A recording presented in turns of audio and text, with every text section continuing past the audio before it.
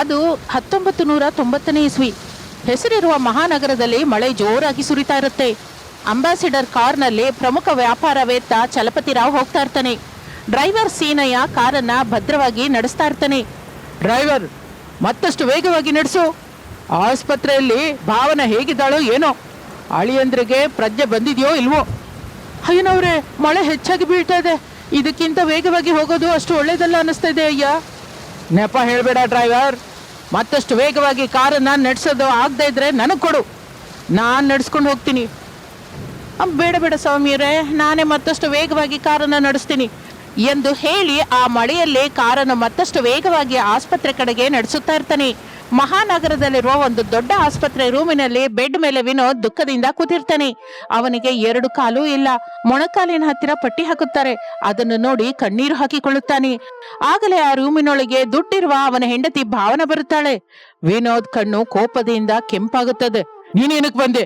ಹೋಗು, ನನ್ನ ಕಣ್ಣು ಮುಂದೆ ಇರ್ಬೇಡ, ನಿಜಕ್ಕೂ ನನಗೆ ಕಾಣಿಸ್ಬೇಡ, ಹೋಗು, ಇಲ್ಲಿಂದ ಹೊರಟೋಗು ಎಂದು ಗಟ್ಟಿಯಾಗಿ ಎರಚುತ್ತಾನೆ. ಭಾವನ ದುಃಖದಿಂದ ಕಣ್ಣೀರು ಹಾಕೋತಾಳೆ. ಹಾಗೆ ಮಾತಾಡ್ಬೇಡಿ, ಸ್ವಲ್ಪ ನನ್ನ ಮಾತನ್ನ ಕೇಳಿ, ಕೋಪ ಮಾಡ್ಕೋಬೇಡ್ರಿ, ನರಕ್ಕೆ ಅಷ್ಟು ಒಳ್ಳೇದಲ್ಲ ಅಂತ ಡಾಕ್ಟರ್ ಹೇಳಿದ್ದಾರೆ ಎಂದು ಬೇಡಿಕೊಳ್ಳುತ್ತಾಳೆ ಭಾವನಾ. ನರಕ್ಕಷ್ಟೇ ಒಳ್ಳೇದಲ್ವಾ? ಏನಾಗುತ್ತೆ, ನಾನ್ ಸತ್ತು ಹೋಗ್ತೀನಿ ಅಷ್ಟೇ ಅಲ್ವಾ? ಆದ್ರೂ ನೀ ನನ್ನನ್ನ 2 ವರ್ಷದ ಹಿಂದೆನೆ ಸಾಯಿಸಿದೆ ಭಾವನಾ. ಈಗ ನಾನು ಜೀವಚ್ಛವ, ಹೋಗು, ನಾನಿಷ್ಟೇ. ಹಾಗೆ ಮಾತಾಡಬೇಡಿ, ನಾನ್ ತಪ್ಪು ಮಾಡಿದ್ದೀನಿ ಅಂತ ಒಪ್ಕೋತಾ ಇದ್ದೀನಿ. ನೀನು ಮಾಡಿದ್ದು ಮಾಮೂಲಿ ತಪ್ಪಲ್ಲ ಭಾವನಾ, ಕ್ಷಮಿಸಲಾರದ ಮಹಾ ಅಪರಾಧ. ನನ್ನನ್ನ ಅಮ್ಮ ಅಪ್ಪನ ಸಮಾನವಾದ ನಮ್ಮ ಅಣ್ಣ ಅತ್ತಿಗೆಯರಿಂದ ಬೇರೆ ಮಾಡಿದೆ. ನಿನಗೆ ನನ್ನ ಹತ್ರ ಯಾವಾಗಲೂ ಕ್ಷಮೆ ಇಲ್ಲ, ಹೊರಟೋಗು ಎಂದು ಭಾವನಳನ್ನು ಕೋಪದಿಂದ ತಳ್ಳುತ್ತಾನೆ. ಭಾವನ ಕಣ್ಣೀರಿನಿಂದ ಕೆಳಗೆ ಬೀಳುತ್ತಾಳೆ. ಆಗಲೇ ರೂಮಿನ ಬಾಗಿಲು ಒಂದೇ ಸಲಕ್ಕೆ ತೆರೆದುಕೊಳ್ಳುತ್ತದೆ. ಮಳೆಯಲ್ಲಿ ಪೂರ್ತಿಯಾಗಿ ಒದ್ದೆಯಾದ ಬಡ ಅನಾಮಿಕ ಚಿಕ್ಕ ಸ್ಟೀಲ್ ಕ್ಯಾರಿಯರ್ ಹಿಡ್ಕೊಂಡು ಆ ರೂಮಿನ ಹೊರಗೆ ನಿಂತಿರುತ್ತಾಳೆ. ಪೂರ್ತಿಯಾಗಿ ಒದ್ದೆಯಾಗಿದ್ದರಿಂದ ನೀರು ಸುರಿತಾ ಇರುತ್ತದೆ. ಭಾವನ ತಕ್ಷಣ ಎದ್ದು ಅನಾಮಿಕಳ ಹತ್ರಕ್ಕೆ ಬರ್ತಾಳೆ. ಅಕ್ಕ, ನೀನೆ ಮಳೆನಲ್ಲಿ ಯಾಕೆ ಬಂದೆ? ಈ ಅನಾಮಿಕ ಒಂದು ಕಾಲದಲ್ಲಿ ಭಾವನಳ ವಾರಗಿತ್ತಿ. ಈಗ ಮಾತ್ರ 2 ವರ್ಷದಿಂದ ಬೇರೆಯಾದ ಕುಟುಂಬಕ್ಕೆ ನೆನಪಾಗಿರುತ್ತಾಳೆ. ವಿನೋದ್ ಹೇಗಿದ್ದಾನೆ ಭಾವನಾ? ನಾನ್ ಹೇಳದೇನಕ್ಕ, ನೀನೇ ಬಂದು ನೋಡು. ಅನಾಮಿಕ ರೂಮಿನೊಳಗೆ ಬರುತ್ತಾಳೆ. ಬೆಡ್ ಮೇಲಿರುವ ವಿನೋದ್ ಅನಾಮಿಕಳನ್ನು ನೋಡುತ್ತಾನೆ. ತುಂಬಾ ಸಂತೋಷವಾಗುತ್ತೆ ಅವನಿಗೆ. ಆ ಆನಂದದಿಂದ, ಬಂದಿಯ ಅತ್ತಿಗೆಮ್ಮ, ಈ ಮೈದುನನ್ನ ಕ್ಷಮಿಸಿದ್ಯಾ ಅತ್ತಿಗೆಮ್ಮ ಎಂದು ಕೈಯನ್ನು ಜೋಡಿಸುತ್ತಾನೆ ವಿನೋದ್. ಅನಾಮಿಕಂಗೆ ಭಾವನಂಗೆ ಕಣ್ಣೀರು ನಿಲ್ಲಲಿಲ್ಲ. ದುಃಖ ಪಡಬೇಡ ವಿನೋದ್, ಏನ್ ಹೇಳಿದ್ರು ನಮ್ಮ ಒಳ್ಳೇದಕ್ಕಾಗಿ ಅನ್ಕೋಬೇಕು. ನೀನ್ ಹೀಗೆ ದುಃಖ ಪಡುತ್ತಾ ಕೋಪ ಮಾಡ್ಕೊಂಡು ಪ್ರಾಣದ ಮೇಲೆ ತಂದ್ಕೋತೀಯ ಏನೋ? ಅಣ್ಣಯ್ಯ ಬರ್ಲಿಲ್ವಾ ಅತ್ತಿಗೆ? ಬರ್ತಾರೆ ವಿನೋದ್, ಮೊದಲು ನೀನು ರೊಟ್ಟಿ ತಿನ್ನು. ಅತ್ತಿಗೆ, ನೀವು ನನ್ನನ್ನು ಕ್ಷಮಿಸ್ಬಿಡಿ, ನಾನು ನಿಮ್ಮಂತವ್ರನ್ನ ಬಿಟ್ಟು ಬಂದಿದ್ದೀನಿ. ಈಗ ದೇವ್ರೆ ನನಗೆ ತಕ್ಕ ಶಿಕ್ಷೆ ಕೊಟ್ಟಿದ್ದಾನೆ. ಹಾಗನ್ಬೇಡ ವಿನೋದ್, ಕಾಲು ಹೋಗಿದೆ ಅಂತ ಮನುಷ್ಯನ ಜೀವನ ಹೋದ ಹಾಗೆ ಅಲ್ವಲ್ಲ. ಮನುಷ್ಯ ದೂರವಾದರೆ ಜೀವನ ಖಾಲಿಯಾಗುತ್ತೆ. ಬಾ ಭಾವನಾ, ನೀನು ಹಾಗೆ ವಿನೋದನ ಪಕ್ಕ ಕೂತ್ಕೋ, ಇಬ್ಬರಿಗೂ ನಾನೇ ತಿನ್ನಿಸ್ತೀನಿ. ಅನಾಮಿಕಾ ತೆಗೆದುಕೊಂಡು ಬಂದ ಕ್ಯಾರಿಯರ್ ತೆಗೆಯುತ್ತಾಳೆ. ಅದರಲ್ಲಿ ಬಿಸಿ ಬಿಸಿ ರೊಟ್ಟಿಗಳು, ಪಪ್ಪು, ತುಪ್ಪ ಇರುತ್ತದೆ. ಅಕ್ಕ, ಅಷ್ಟೇ. ಭಾವನಂಗೆ ಇನ್ನೊಂದು ಮಾತು ಬರಲಿಲ್ಲ, ಕಣ್ಣೀರು ನಿಲ್ಲಲಿಲ್ಲ. ಅನಾಮಿಕಳನ್ನು ಗಟ್ಟಿಯಾಗಿ ಅಪ್ಪಿಕೊಳ್ಳುತ್ತಾಳೆ. ಅದೆಲ್ಲ ರೂಮಿನ ಮುಂದೆ ನಿಂತುಕೊಂಡು ಚಲಪತಿ ನೋಡುತ್ತಾನೆ. ಮಳೆಯಲ್ಲಿ ನೆನೆದುಕೊಂಡು ರಮೇಶ್ ಮಣ್ಣಿನ ಮನೆಗೆ ಬರುತ್ತಾನೆ. ದೊಡ್ಡ ತಂಗಿ ಮಾಲತಿ ಅಡುಗೆ ಮಾಡ್ತಾ ಇರ್ತಾಳೆ. ಚಿಕ್ಕ ತಂಗಿ ಕಮಲ ಓದ್ಕೋತಾ ಇರ್ತಾಳೆ. ಅನಾಮಿಕಾ ಎಲ್ಲಿಯೂ ಕಾಣಿಸಲಿಲ್ಲ. ದೊಡ್ಡ ತಂಗಿ, ನಿನ್ನ ಅತ್ತಿಗೆ ಎಲ್ಲಿಗೆ ಹೋಗಿದ್ದಾಳೋ? ಅಣ್ಣಯ್ಯ, ಅದು ಮತ್ತೆ ಅತ್ತಿಗೆ ಎಂದು ತಡವರಿಸುತ್ತಾ ಇದ್ರೆ ರಮೇಶನಿಗೆ ವಿಷಯವೆಲ್ಲ ಅರ್ಥವಾಯ್ತು. ಅಷ್ಟೆಲ್ಲ ಕಷ್ಟಪಡಬೇಡ ತಂಗಿ, ಮಗನಂತ ಮೈದುನನನ್ನು ನೋಡೋದಕ್ಕೆ ಹೋಗಿದ್ದಾಳೆ ಅಂತ ಅರ್ಥವಾಯ್ತು. ನಾವು ಕೂಡ ಹೋಗಿ ಚಿಕ್ಕಣ್ಣನ ನೋಡ್ಕೊಂಬರೋಣ ದೊಡ್ಡಣ್ಣಯ್ಯ. ನಾನು ಬರಲ್ಲ ತಂಗಿ, ನಾವು ಬೇಡ ಅಂತ ದುಡ್ಡಿರುವ ಹೆಂಡತಿಯ ಮಾತನ್ನು ಕೇಳಿ ಮನೆ ಎಳೆಯನಾಗಿ ಹೊರಟೋಗಿದ್ದನಲ್ಲ, ಈಗ ನಾವು ಯಾವ ಮುಖ ಇಟ್ಕೊಂಡು ಹೋಗ್ತೀವಿ ಹೇಳು? ನಮ್ಮನ್ನು ಬೇಡ ಅಂತ ಹೋದವ್ರ ಜೊತೆಗೆ ನಾವು ಹೋಗೋದಷ್ಟು ಒಳ್ಳೇದಲ್ಲ ತಂಗಿ. ಆ ಮಾತನ್ನು ಕೇಳಿ ಕಮಲಾ ಮಾಲತಿ ಕಣ್ಣೀರು ಹಾಕಿಕೊಳ್ಳುತ್ತಾರೆ. ಆಸ್ಪತ್ರೆಯಲ್ಲಿ ಬೆಡ್ ಮೇಲೆ ಕೂತ್ಕೊಂಡ ವಿನೋದ್ ಭಾವನರಿಗೆ ಅನಾಮಿಕಾ ರೊಟ್ಟಿ ತಿನ್ನಿಸುತ್ತಾ ಇರ್ತಾಳೆ. ಚಲಪತಿ ಅದನ್ನು ನೋಡಿ ಕಣ್ಣೀರು ಹಾಕಿಕೊಂಡು ಅವ್ರ ಹತ್ರಕ್ಕೆ ಬರ್ತಾನೆ. ಅನಾಮಿಕಳನ್ನು ನೋಡಿ ಕೈ ಎತ್ತಿ ಜೋಡಿಸಿ ಮುಗಿಯುತ್ತಾನೆ. ಅಯ್ಯೋ ದೊಡ್ಡಪ್ಪ, ನೀವ್ಯಾಕೆ ಹಾಗೆ ಮಾಡ್ತಾ ಇದ್ದೀರಾ? ನೀವು ದೊಡ್ಡವರು, ನಮ್ಮನ್ನು ಆಶೀರ್ವದಿಸಬೇಕು ಹೊರತು ಹೀಗೆ ಕೈ ಮುಗಿಬಾರ್ದು. ಇಲ್ಲಮ್ಮ ಅನಾಮಿಕಾ, ನಾನು ನಿನಗೆ ಕೈ ಮುಗಿತಾ ಇಲ್ಲಮ್ಮ, ನಿನ್ನಲ್ಲಿರುವ ನಿನ್ನ ಅಮ್ಮನ ಮನಸ್ಸಿಗೆ ಕೈ ಮುಗಿತಾ ಇದ್ದೀನಿ. ಈ 2 ವರ್ಷದಲ್ಲಿ ಒಂದು ಸಲ ಕೂಡ ನಿಮ್ಮನ್ನು ನೋಡೋದಕ್ಕೆ ಬರಲಾರದವರಿಗಾಗಿ ನೀನು ಓಡಿ ಬಂದಿಯಲ್ಲ ನೋಡು. ವಿನೋದ್ ಹೇಳಿದ ಹಾಗೆ ನೀನು ನಿಜವಾದ ಅತ್ತಿಗೆ ಅಮ್ಮ ತಾಯಿ. ಮಗನಿಗೆ ಏಟಾದರೆ ಯಾವ ತಾಯಿ ಸುಮ್ನಿರ್ತಾಳೆ ಚಿಕ್ಕಪ್ಪ ಎಂದು ಹೇಳುತ್ತಲೇ ಚಲಪತಿ ಮತ್ತೊಂದು ಮಾತು ಆಡದೆ ಹೊರಟು ಹೋಗುತ್ತಾನೆ. ಅನಾಮಿಕಾ ಅವರಿಗೆ ರೊಟ್ಟಿ ತಿನ್ನಿಸುತ್ತಾ ಇರ್ತಾಳೆ. ಚಲಪತಿ ಕಾರಿನಲ್ಲಿ ರಮೇಶ್ ಅವರ ಮನೆಗೆ ಬರ್ತಾನೆ. ಚೆನ್ನಾಗಿದ್ಯೇನಪ್ಪ? ಏನೋ ದೇವರ ದಯದಿಂದ ಬದುಕ್ತಾ ಇದ್ದೀವಿ. ಈ ಬಡವರ ಮನೆಗೆ ನೀವು ಬರೋದು ಆಶ್ಚರ್ಯವಾಗಿದೆ. ಬನ್ನಿ ಕೂತ್ಕೊಳ್ಳಿ. ನಾನು ಕೂತ್ಕೊಳ್ಳೋಕೆ ಬಂದಿಲ್ಲಪ್ಪ, ನಿನ್ನನ್ನು ಆಸ್ಪತ್ರೆಗೆ ಕರ್ಕೊಂಡು ಹೋಗಕ್ಕೆ ಬಂದಿದ್ದೀನಿ. ವಿನೋದ್ ನಿನ್ನ ನೋಡ್ಬೇಕು ಅಂತ ಒದ್ದಾಡ್ತಾ ಇದ್ದಾನೆ. ಒಂದು ಸಲ ಬಂದು ತಮ್ಮನ್ನ ಮಾತಾಡ್ಸು. ಇಷ್ಟು ವರ್ಷ ಎದೆಯಲ್ಲಿ ಬಚ್ಚಿಟ್ಟುಕೊಂಡ ದುಃಖ ರಮೇಶನ ಕಣ್ಣಲ್ಲಿ ಕಾಣಿಸುತ್ತದೆ. ಕ್ಷಮಿಸ್ಬಿಡಿ, ನಾನು ಬರಲ್ಲ. ಬಾಬು, ಕೋಪವಿದ್ರೆ ನನ್ ಮೇಲೆ ಇಟ್ಕೋ, ಆದ್ರೆ ನಿನ್ನ ತಮ್ಮನ ಮೇಲಲ್ಲ. ಕೋಪನಾ? ನನಗೆ ಯಾರ ಮೇಲೂ ಕೋಪ ಇಲ್ಲ. ಆದ್ರೆ ಒಂದು ನಿಜ ಮಾತ್ರವಿದೆ. ಈ ಅಣ್ಣಯ್ಯನ ಬೇಡ ಅಂತ ಯಾವಾಗಲಾದ್ರೂ ವಿನೋದ್ ನಿಮ್ಮ ಮನೆಗೆ ಅಳಿಯನಾಗಿ ಹೋದ್ನೋ ಆಗಲೇ ನಮ್ಮ ಅಣ್ಣ ತಮ್ಮಂದಿರ ಬಂದ ತೀರ್ ಹೋಯ್ತು. ಚಲಪತಿ ದುಃಖದಿಂದ ತಲೆ ತಗ್ಗಿಸುತ್ತಾನೆ. ಆ ದಿನ ನಮ್ಮ ಮನೆ ಬಾಗಿಲು ದಾಟಿ ಹೋಗಿದ್ದು ಒಬ್ಬ ಮನುಷ್ಯನಾಗಿ ಅಲ್ಲ, ನಮ್ಮ ಕುಟುಂಬವನ್ನು ಬಿಟ್ಟು ಹೋದ ಮನುಷ್ಯನಾಗಿ. ಅಂತವನನ್ನ ನಾನು ನೋಡೋದಕ್ಕೆ ಬರೋದೇನು? ನಾನು ಬರೋದಿಲ್ಲ. ಹಾಗ ಅನ್ಬೇಡಪ್ಪ, ಅದು ನನ್ನ ತಪ್ಪು. ನನ್ನ ಮಗಳು ಸುಖವಾಗಿರ್ಬೇಕು ಅಂತ ಸ್ವಾರ್ಥದಿಂದ ನಾನೇ ಆ ನಿರ್ಣಯ ತಗೊಂಡೆ. ನನ್ನನ್ನು ಶಿಕ್ಷಿಸು, ಆದ್ರೆ ವಿನೋದನ ಮಾತ್ರ ಕ್ಷಮಿಸು. ಆಸ್ಪತ್ರೆಗೆ ಕರ್ಕೊಂಡು ಹೋಗಿ ನೋಡಪ್ಪ. ನೀವು ಎಷ್ಟು ಹೇಳಿದ್ರು ನಡೆದಿದ್ದೋ ಬದಲಾಗೋದಿಲ್ಲ. ನನ್ನ ತಮ್ಮ ಬದುಕಿರುವಾಗಲೇ ನಮಗೆ ದೂರವಾಗಿ ಹೋಗಿದ್ದಾನೆ. ಅಪ್ಪ, ಅಳಿಯಂದ್ರು ಮಂಚದ ಮೇಲೆ ಮಲಗಿ ತಾನು ಮಾಡಿದ ತಪ್ಪಿಗೆ ಕ್ಷಣ ಕ್ಷಣಕ್ಕೂ ಕುಗ್ಗಿ ಹೋಗ್ತಾ ಇದ್ದಾನೆ. ಒಂದು ಸಲ ನೀನು ಕನಿಕರಿಸಿದರೆ ಅವನಿಗೆ ಬದುಕುವ ಧೈರ್ಯ ಬರುತ್ತೆ. ತಂದೆಯಂತಹ ಅಣ್ಣ ತನ್ನ ಜೊತೆ ಇದ್ದಾನೆ ಅಂತ ನಂಬಿಕೆ ಬರುತ್ತೆ. ಇಲ್ಲ, ನಾನು ಬರಲ್ಲ. ಇದು ಕೋಪದಿಂದ ತಗೊಂಡ ನಿರ್ಣಯವಲ್ಲ, ಎದೆ ಒಡೆದು ಹೋದ ಮನುಷ್ಯ ತೆಗೆದುಕೊಂಡ ನಿರ್ಣಯ. ಚಲಪತಿ ಕಣ್ಣನಲ್ಲಿ ನೀರು ತುಂಬಿ ಹೋಗುತ್ತದೆ. ಚಲಪತಿ ರಮೇಶನ ಕೈಯನ್ನು ಹಿಡ್ಕೊತಾನೆ. ನಿಮ್ಮ ಕುಟುಂಬದ ಬೆಲೆಯನ್ನ ನಾನು ಅರ್ಥ ಮಾಡ್ಕೊಂಡಿಲ್ಲ. ನನ್ನ ಮಗಳು ಸುಖವಾಗಿರ್ಬೇಕು ಅಂತ ಭಾವಿಸಿ ನನ್ನ ಅಳಿಯನನ್ನ ನಿಮ್ಮೆಲ್ಲರಿಗೂ ದೂರ ಮಾಡಿದೆ. ಈ ದಿನ ಆಸ್ಪತ್ರೆಯಲ್ಲಿ ನಿನ್ನ ಹೆಂಡತಿ ಮಾಡಿದ ಕೆಲಸ ನೋಡಿದ ನಂತರ ದುಡ್ಡಿಗಿಂತ ಬಂಧನನೇ ದೊಡ್ಡದು ಅಂತ ಅನ್ಸಿತು. ಈ ಮುದುಕನ ಮಾತಿಗಾದ್ರೂ ಬಾ ದೊಡ್ಡ ಅಳಿಯ, ನಿನ್ನ ಕಾಲ್ ಹಿಡ್ಕೋಬೇಕು ಅಂದ್ರೂ ಹಿಡ್ಕೋತೀನಿ. ಚಲಪತಿ ಹಾಗೆ ಅನ್ನುತ್ತಲೇ ರಮೇಶ್ ಒಂದೇ ಸಲಕ್ಕೆ ಹಿಂದಕ್ಕೆ ಸರಿಯುತ್ತಾನೆ. ಅಯ್ಯೋ, ನೀವು ಹಾಗೆ ಮಾಡಬೇಡಿ. ನೀವು ದೊಡ್ಡವರು. ದಯವಿಟ್ಟು ನನ್ನನ್ನು ಬಲವಂತ ಮಾಡಬೇಡಿ. ನಾನು ಬರಲ್ಲ. ಚಲಪತಿ ಭಾರವಾದ ಎದೆಯಿಂದ ಕಾರಿನಲ್ಲಿ ಅಲ್ಲಿಂದ ಹೊರಟು ಆಸ್ಪತ್ರೆಗೆ ಬರುತ್ತಾನೆ. ನಡೆದದ್ದು ಹೇಳುತ್ತಾನೆ. ಅನಾಮಿಕಾ ಆ ಕುಂಭದ್ರೋಣ ಮಳೆಯಲ್ಲಿ ಮನೆಗೆ ಬರುತ್ತಾಳೆ. ಅನಾಮಿಕಾ, ಇಷ್ಟು ಮಳೆಯಲ್ಲಿ ಯಾಕೆ ಹೋಗಿದ್ದೆ? ನೋಡು, ಪೂರ್ತಿಯಾಗಿ ಒದ್ದೆಯಾಗಿ ಹೋಗಿದ್ಯಾ. ಆಸ್ಪತ್ರೆಗೆ ಬನ್ರಿ. ಮತ್ತದೇ ಮಾತು? ಹೌದು ರೀ, ಅದೇ ಮಾತು. ನಾನ್ ಬರಲ್ಲ ಅಂತ ಮೊದ್ಲೇ ಹೇಳಿದ್ದೆ ಅಲ್ಲ.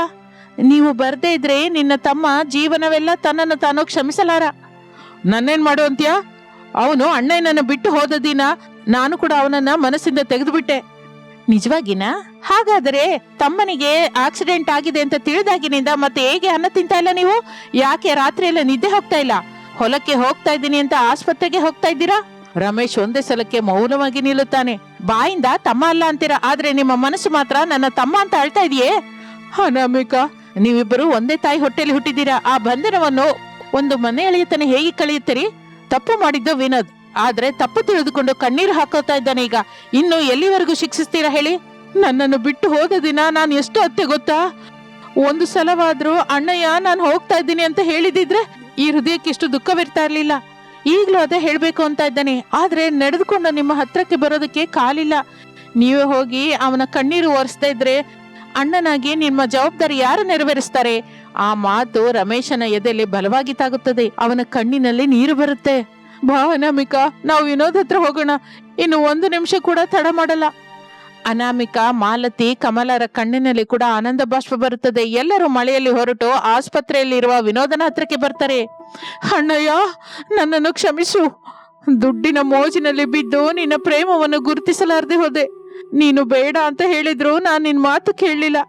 ನಡೆದು ಹೋಗಿದ್ದಕ್ಕೆ ಮತ್ತೆ ಮತ್ತೆ ನೆನಪು ಮಾಡಿಕೊಂಡು ನಮ್ಮನ್ನು ಯಾಕೆ ದುಃಖ ಪಡಿಸ್ತೀಯ ತಮ್ಮ? ಬೇಡ, ನಡೆದಿದ್ದರ ಬಗ್ಗೆ ಮರೆತು ಹೋಗೋಣ. ಅಣ್ಣಯ್ಯ, ನಾನು ನಿನಗೆ ತಮ್ಮ ಅಂತ ಅಂದ್ಕೊಳ್ಳುವ ಹಕ್ಕು ಕೂಡ ಕಳ್ಕೊಂಡಿದ್ದೀನಿ. ಅಂತಹ ಮಾತು ಇನ್ನೊಂದ್ಸಲ ಅನ್ಬೇಡ. ತಮ್ಮ ತಪ್ಪು ಮಾಡಿದ್ರೆ ಬೈಯೋದು ಅಣ್ಣನ ಕೆಲಸ, ಕ್ಷಮಿಸೋದು ಕೂಡ ಅಣ್ಣನ ಕೆಲಸನೇ. ಆ ಮಾತನ್ನು ಕೇಳುತ್ತಲೇ ವಿನೋದ್ ಅಳುತ್ತಾನೆ. ರಮೇಶ್ ಅವನ ಹಣೆ ಮೇಲೆ ಮುದ್ದಿಡುತ್ತಾನೆ. ಭಾವನ ಕಣ್ಣೀರಿನಿಂದ ಕೈ ಮುಗಿಯುತ್ತಾಳೆ. ನನ್ನನ್ನು ಕ್ಷಮಿಸ್ಬಿಡಿ ಭಾವನವರೇ, ನಾನೇ ಈ ಕುಟುಂಬ ಒಡೆದು ಹೋಗೋದಕ್ಕೆ ಕಾರಣವಾದೆ. ತಪ್ಪು ನಿಂದಲ್ಲ ಭಾವನಾ, ನಡೆದಿದ್ದೇನೋ ನಡೆದೋಯ್ತು. ಇನ್ನು ಮೇಲಿಂದ ನಾವೆಲ್ಲರೂ ಒಟ್ಟಾಗಿರೋಣ. ಅನಾಮಿಕಾ, ಭಾವನ ಸಂತೋಷ ಪಡುತ್ತಾರೆ. ದುಡ್ಡಿರುವ ಮನೆಯಲ್ಲಿ ಹುಟ್ಟಿದ ನನ್ನ ಮಗಳು ಬಡ ಮನೆಯ ಸೊಸೆಯನ್ನು ನೋಡಿ ಈ ದಿನ ಕುಟುಂಬವೆಂದರೆ ಏನು ಅಂತ ಕಲ್ತ್ಕೊಂಡಿದ್ದಾಳೆ ಎಂದು ಚಲಪತಿ ಅಂದುಕೊಳ್ಳುತ್ತಾನೆ. ಮಾರನೇ ದಿನ ಆಸ್ಪತ್ರೆಯಿಂದ ವಿನೋದನ್ನು ಕರೆದುಕೊಂಡು ಮನೆಗೆ ಬರುತ್ತಾರೆ ರಮೇಶ್. ಆ ದಿನ ಆ ಮನೆಯಲ್ಲಿ ವಾರಗಿತ್ತಿಯರ ಆನಂದ ಅಷ್ಟಿಷ್ಟಲ್ಲ. ಮಳೆಯಲ್ಲಿ ಕರೆಂಟ್ ಹೋದ್ರು ಗ್ಲಾಸ್ ದೀಪಗಳನ್ನು ಇಟ್ಕೊಂಡು ಚೆನ್ನಾಗಿ ಅಡಿಗೆ ಮಾಡ್ತಾರೆ. ಎಲ್ಲರೂ ಮಾತಾಡಿಕೊಳ್ಳುತ್ತಾ ಆನಂದದಿಂದ ತಿನ್ನುತ್ತಾರೆ.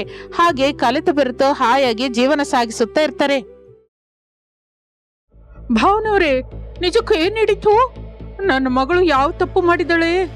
ನಿನ್ನ ಮಗಳನ್ ಕೇಳು, ಆಕೆಗೆ ಎಲ್ಲ ಗೊತ್ತು ಎಂದು ಪ್ರಸಾದ್ ಫೋನ್ ಕಟ್ ಮಾಡುತ್ತಾನೆ. ರಾಜಯ್ಯ ಸುಜಾತ ಆಶ್ಚರ್ಯದಿಂದ ನಿಲ್ತಾರೆ.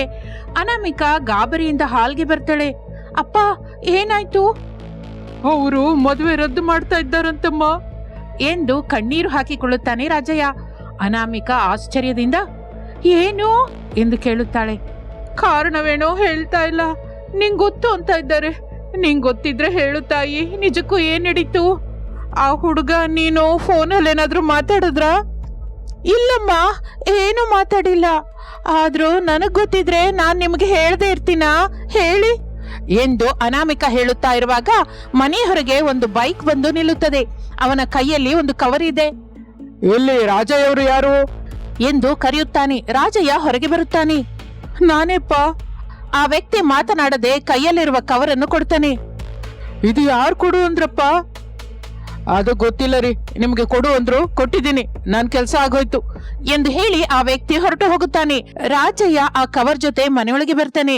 ಸುಜಾತ ಅನಾಮಿಕಾ ಆತುರತೆಯಿಂದ ನೋಡ್ತಾ ಇರುವಾಗ ಒಳಗಡೆ ಇರುವ ಫೋಟೋಗಳನ್ನು ನೋಡಿ ಅವನ ಕೈ ನಡುಗಿ ಹೋಗುತ್ತೆ ದುಃಖದಿಂದ. ಯಾಕೆ ದೇವ್ರೇ ಇಂತಹ ನಮ್ ಜೊತೆ ಆಡ್ತಾ ಇದ್ದೀಯಾ ಎಂದು ಅಳುತ್ತಾನೆ. ಸುಜಾತ ಅನಾಮಿಕಾ ಕೂಡ ಫೋಟೋಗಳನ್ನು ನೋಡ್ತಾರೆ. ಅಯ್ಯೋ ದೇವ್ರೆ ಎಂದು ಸುಜಾತ ಗಟ್ಟಿಯಾಗಿ ಅಳುತ್ತಾಳೆ. ಅನಾಮಿಕಂಗೆ ಕಾಲ ಕೆಳಗೆ ಭೂಮಿ ಕಂಪಿಸಿದ ಹಾಗಾಗುತ್ತೆ.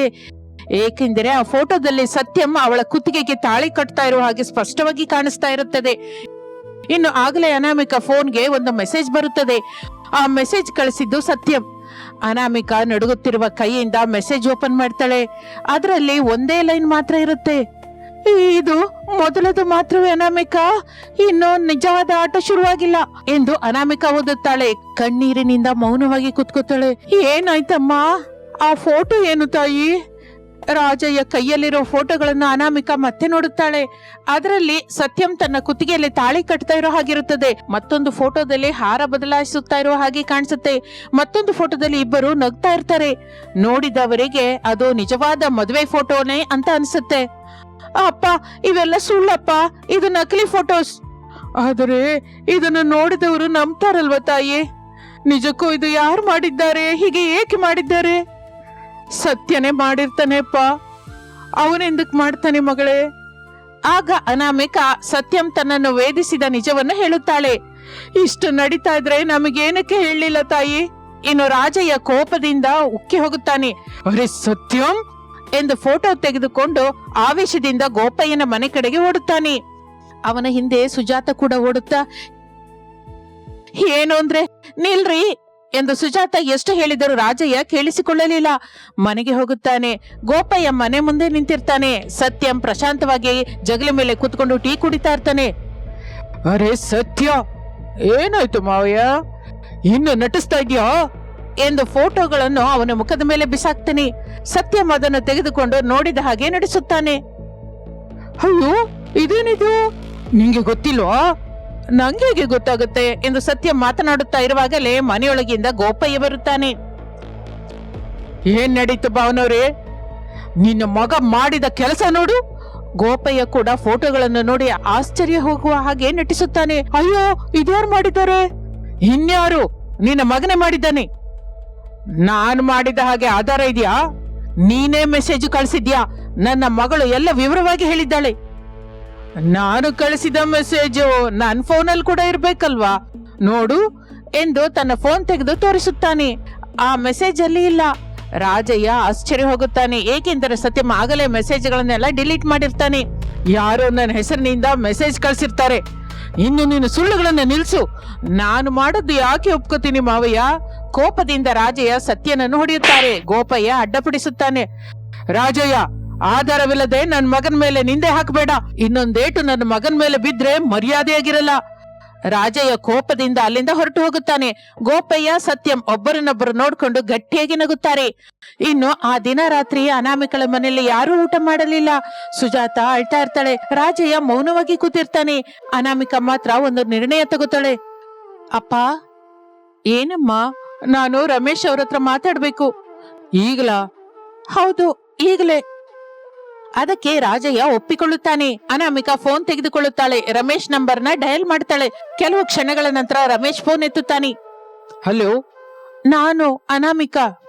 ಸ್ವಲ್ಪ ಹೊತ್ತು ರಮೇಶ್ ಮೌನವಾಗಿರುತ್ತಾನೆ. ಮಾತಾಡೋದಕ್ಕೆ ಇಷ್ಟವಿಲ್ದಿದ್ರೆ ಫೋನ್ ಇಟ್ಬಿಡಿ. ಹೇಳಿ. ಆ ಫೋಟೋಗಳು ಸುಳ್ಳು. ನಂಗ್ ಕೂಡ ಹಾಗೆ ಅನ್ನಿಸ್ತಾ ಇದೆ. ಅಂದ್ರೆ ನನ್ನ ನಂಬ್ತೀರಾ? ಪೂರ್ತಿಯಾಗಿ ಅಲ್ಲ. ಆ ಮಾತನ್ನು ಕೇಳುತ್ತಲೇ ಅನಾಮಿಕಳ ಎದೆ ಭಾರವಾಗುತ್ತದೆ, ಕಣ್ಣೀರು ಬರುತ್ತದೆ. ಹಾಗೆ ಅಂತ ನಾನು ನಿಮ್ಮನ್ನ ಪೂರ್ತಿಯಾಗಿ ಕೂಡ ಅನುಮಾನಿಸ್ತಾ ಇಲ್ಲ. ಅಂದ್ರೆ ನಿಜವೇನೋ ತಿಳ್ಕೋಬೇಕು. ಹೇಗೆ? ಆ ಫೋಟೋಗಳು ಎಲ್ಲಿ ತಯಾರಾಗಿದೆಯೋ ಮೊದಲು ಅದು ಕಂಡುಹಿಡಿಬೇಕು. ಮೊದಲ ಸಲ ಅನಾಮಿಕಳ ಮುಖದಲ್ಲೇ ಮಾತನ್ನು ಕೇಳುತ್ತಲೇ ಆಸೆ ಬರುತ್ತದೆ. ಹೇಗೆ ಸಾಧ್ಯವಾಗುತ್ತೆ? ರಮೇಶ್ ಸ್ವಲ್ಪ ಹೊತ್ತು ಮಾತನಾಡಲಿಲ್ಲ.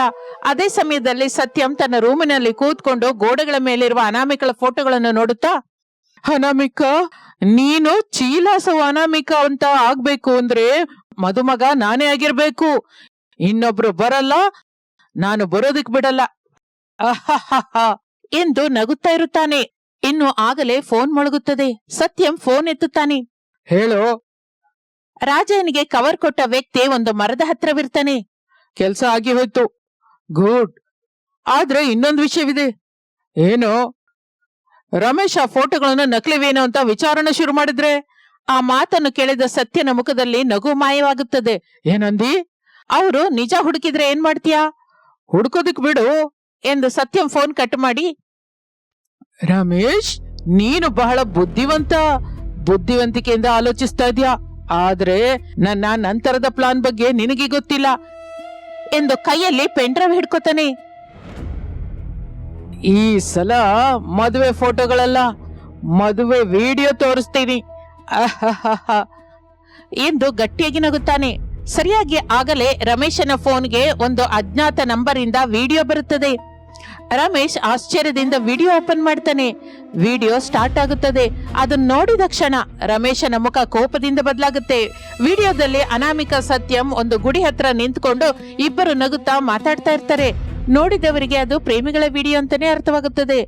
ವಿಡಿಯೋ ಪೂರ್ತಿಯಾಗುವುದರೊಳಗೆ ರಮೇಶನ ಫೋನ್ ಮೊಳಗುತ್ತದೆ. ರಮೇಶ್ ಫೋನ್ ಕಡೆ ನೋಡುತ್ತಾನೆ. ಅಜ್ಞಾತ ನಂಬರ್. ಕಾಲ್ ಲಿಫ್ಟ್ ಮಾಡ್ತಾನೆ. ಇನ್ನು ಬಹಳ ವಿಡಿಯೋಗಳಿದೆ, ಬುದ್ಧಿವಂತಿಕೆಯಿಂದ ಆಲೋಚಿಸು ಎಂದು ಹೇಳಿ ಫೋನ್ ಕಟ್ ಮಾಡುತ್ತಾನೆ. ಆ ರಾತ್ರಿ ಎಲ್ಲ ರಮೇಶನಿಗೆ ನಿದ್ರೆ ಬರಲಿಲ್ಲ. ರೂಮಿನಲ್ಲಿ ಆ ಕಡೆ ಈ ಕಡೆ ತಿರುಗ್ತಾ ಇರ್ತಾನೆ. ಒಂದು ಕಡೆ ಅನಾಮಿಕಳ ಮಾತು, ಮತ್ತೊಂದು ಕಡೆ ಈ ಫೋಟೋಗಳ ವಿಡಿಯೋಗಳು. ಯಾವುದು ನಿಜವೋ ಅರ್ಥವಾಗ್ತಿಲ್ಲ. ಏನ್ ಮಾಡ್ಬೇಕು? ಹೇಗೆ ಮಾಡಿದ್ರೆ ಇದು ನಕಲಿ ಅಂತ ತಿಳಿಯುತ್ತೆ? ಅನಾಮಿಕಳನ್ನು ಕಾಪಾಡುವುದು ಹೇಗೆ ಎಂದು ಆಲೋಚಿಸುತ್ತಾ ಇರುವಾಗ ತಂದೆ ಪ್ರಸಾದ್, ತಾಯಿ ಶಾರದಾ ಅವನ ಹತ್ರಕ್ಕೆ ಬರ್ತಾರೆ. ಮಗನೇ, ಈಗ ಕೂಡ ಹುಡುಗಿನ ನಂಬ್ತಾ ಇದೀಯಾ? ಅಮ್ಮ, ನನ್ಗೆ ಒಂದು ವಿಷಯ ಅರ್ಥವಾಗ್ತಾ ಇಲ್ಲ. ಏನಪ್ಪಾ ವಿಷಯ? ನಿಜವಾಗಿ ಅವರು ಪ್ರೇಮಿಸಿದ್ದಿದ್ರೆ ಮದುವೆ ಫಿಕ್ಸ್ ಆಗೋವರೆಗೆ ಯಾಕೆ ಮುಚ್ಚಿಡ್ತಾರೆ? ಭಯಪಟ್ಟಿರ್ತಾರೆ. ಹಾಗಾದ್ರೆ ಈಗ ಏನಕ್ಕೆ ಯಾರು ಅಜ್ಞಾತವಾಗಿ ಫೋಟೋಗಳು ಕಳಿಸ್ತಾ ಇದ್ದಾರೆ? ಪ್ರಸಾದ್, ಶಾರದಾ ಒಬ್ಬರ ಮುಖನೊಬ್ಬರು ನೋಡ್ಕೋತಾರೆ. ಅಮ್ಮ, ಇದರಲ್ಲಿ ಏನೋ ಕುಟಿಲವಿದೆ. ನಾನು ನಿಜ ತಿಳ್ಕೋವರೆಗೂ ಮದುವೆ ಬಗ್ಗೆ ಎಂತ ನಿರ್ಣಯವನ್ನು ತಗೊಳ್ಳಲ್ಲ. ನೀವು ಹೋಗಿ ಮಲ್ಕೊಳ್ಳಿ, ಹೋಗಿ. ಶಾರದಾ ಪ್ರಸಾದರು ಏನೋ ಮಾತನಾಡದೆ ಹೊರಟು ಹೋಗುತ್ತಾರೆ. ಮಾರನೇ ದಿನ ಅನಾಮಿಕಾ ಊರಿನಲ್ಲಿ, ಅನಾಮಿಕಂಗೆ ಮೊದಲೇ ಮದುವೆಯಾಗಿ ಹೋಗಿದೆಯಂತೆ, ಪ್ರೇಮ ವಿವಾಹವಂತೆ, ಅದಕ್ಕೆ ಈಗ ಮದುವೆ ನಿಂತು ಹೋಗಿದೆ ಅಂತ ಗುಸುಗುಸು ಶುರುವಾಗುತ್ತದೆ. ಸುಜಾತ ಹೊರಗೆ ಹೋಗೋದಕ್ಕೆ ಭಯಪಡ್ತಾಳೆ. ರಾಜಯ್ಯ ತಲೆ ತಗ್ಗಿಸ್ಕೊಂಡು ತಿರುಗ್ತಾನೆ. ಅನಾಮಿಕಾ ಮಾತ್ರ ಅಳ್ತಾ ಇರ್ಲಿಲ್ಲ. ಆಕೆ ಕಣ್ಣಿನಲ್ಲಿ ಕೋಪವಿರುತ್ತೆ. ಅಪ್ಪ, ನಾನು ಈ ವಿಷಯನ ಇಲ್ಲಿಗೆ ಬಿಡಲ್ಲ. ಏನ್ ಮಾಡ್ತೀಯ ತಾಯಿ? ನಾನು ಹೀಗೆ ಮಾಡಿದವರು ಯಾರೋ ಅದನ್ನ ಹೊರಗೆಳಿತೀನಿ. ಅದು ನೀನು ಅಂದುಕೊಂಡಷ್ಟು ಸುಲಭವಾಗಿ ಆಗಲ್ಲ ಮಗಳೇ. ಎಷ್ಟು ಕಷ್ಟವಾದರೂ ನಮ್ಮನ್ನು ಇಷ್ಟೆಲ್ಲ ಕಷ್ಟ ಕೊಡ್ತಾ ಇರೋರನ್ನ ಬಿಡೋದಿಲ್ಲ ಎಂದು ಅನಾಮಿಕಾ ಮನೆಯೊಳಗಿಂದ ಹೊರಟು ಟೌನ್ ನಲ್ಲಿ ಒಂದು ಕಂಪ್ಯೂಟರ್ ಟ್ರೈನಿಂಗ್ ನಡೆಸುತ್ತಾ ಇರುವ ತನ್ನ ಸ್ನೇಹಿತೆಯಾದ ಸ್ವಾತಿ ಹತ್ರಕ್ಕೆ ಬರ್ತಾಳೆ. ಸ್ವಾತಿ ಆ ವಿಡಿಯೋವನ್ನು ನೋಡುತ್ತಾಳೆ, ಫೋಟೋಗಳನ್ನು ನೋಡುತ್ತಾಳೆ. ಸ್ವಲ್ಪ ಹೊತ್ತು ಮೌನವಾಗಿರುತ್ತಾಳೆ. ಏನಾಯ್ತು? ಒಂದು ವಿಷಯ ಹೇಳಿದ್ರೆ ಶಾಕ್ ಆಗ್ತೀಯಾ? ಏನು? ಈ ವಿಡಿಯೋಗಳಲ್ಲಿ ಕೆಲವು ಭಾಗಗಳು ಎಡಿಟ್ ಮಾಡಿದ ಹಾಗೆ ಕಾಣಿಸ್ತಾ ಇದೆ. ನಿಜವಾಗಿ? ಹೌದು. ಆದರೆ ಪೂರ್ತಿಯಾಗಿ ನಿರೂಪಿಸಬೇಕು ಅಂತಂದ್ರೆ ನಿಜವಾದ ಫೈಲ್ ಬೇಕು. ಅನಾಮಿಕಳಲ್ಲಿ ಮತ್ತೆ ಆಸೆ ಚಿಗುರುತ್ತದೆ. ಅದೇ ಸಮಯದಲ್ಲಿ ಸತ್ಯಂ ರೂಮಿನಲ್ಲಿ, ಸತ್ಯಂ ಫೋನ್ನಲ್ಲಿ ತನಗೂ ಅನಾಮಿಕಂಗೂ ಮದುವೆ ನಡೆದ ಹಾಗೆ ಇರುವಂತಹ ಫೋಟೋಗಳನ್ನು ನೋಡುತ್ತಾ ನಗ್ತಾ ಇರ್ತಾನೆ. ಆಗಲೇ ಬಾಗಿಲು ತೆಗೆಯುತ್ತದೆ. ಸತ್ಯಂ ರಹಸ್ಯ ಹೊರಗೆ ಬೀಳುತ್ತಾ, ಸತ್ಯಂ ಕಂಪ್ಯೂಟರ್ ಸೆಂಟರ್ ಅಲ್ಲಿ ಫೋಟೋಗಳು ತಯಾರು ಮಾಡಿಸಿದಾಗ ತೆಗೆದ ಸಿಸಿಟಿವಿ ವಿಡಿಯೋ ಏನಾದ್ರೂ ಇದೆಯಾ? ಇಲ್ಲ, ಆ ಸಿಸಿಟಿವಿ ವಿಡಿಯೋ ಕೂಡ ಮಾಯ ಮಾಡ್ತಾನ? ಚೀಲಾಸವ್ ಅನಾಮಿಕಾ ಪಾರ್ಟ್ 3 ಅಲ್ಲಿ ಈ ಪ್ರಶ್ನೆಗಳಿಗೆ ಉತ್ತರ ನೋಡೋಣ. ಈ ಕತೆ ಹಿಡಿಸಿದರೆ ಲೈಕ್ ಮಾಡಿ, ಕಮೆಂಟ್ ಮಾಡಿ. Thank you for watching.